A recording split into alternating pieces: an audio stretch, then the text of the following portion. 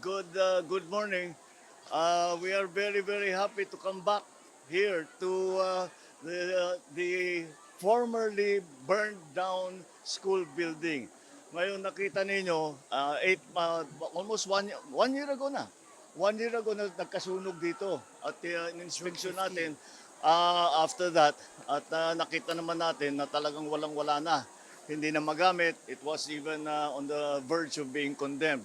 Ngunit dinesign natin ng mabuti at originally ito 2 stories.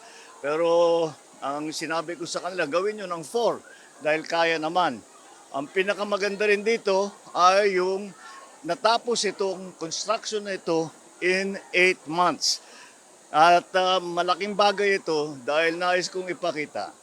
Kapag ang pera ng gobyerno ay ginagamit sa tama, ito yung kaya natin gawin.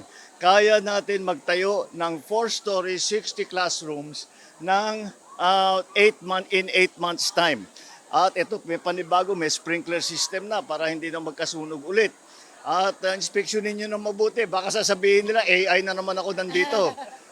Pero tingnan ninyo na mabuti, makita ninyo gaano kaganda ang ating bagong classroom. And I'm very, very happy to see that the students are already using it.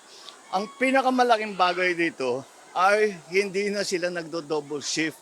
Ang mga bata nakakauwi ng alas 3, alas 4. Ganon din yung ating mga guro na imbis na umuwi ng alas 7, alas 8 ng gabi ay nakakauwi na sila kagaya ng normal na estudyante which is in the afternoon.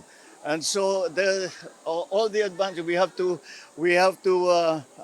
be very grateful to all those who are involved in this, sa public works, sa DepEd, of course in the local government, and we're working together. Makita naman talaga ninyo what it is that we can achieve as long as the money goes to the project, not into people's pockets.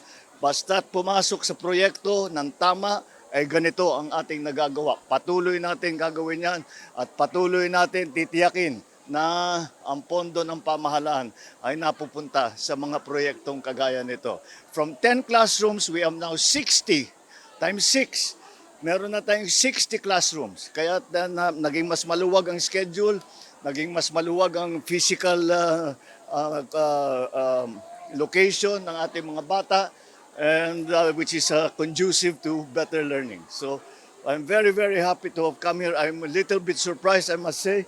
I do not think that maybe in the last 30 years that we have seen such a building, a 4-story, 60 classroom building built in 8 months.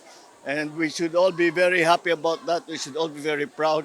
And it should demonstrate very clearly what can be achieved when funding is used properly. Does not go into people's pockets, but goes directly towards these important projects such as this. Thank you. Thank you.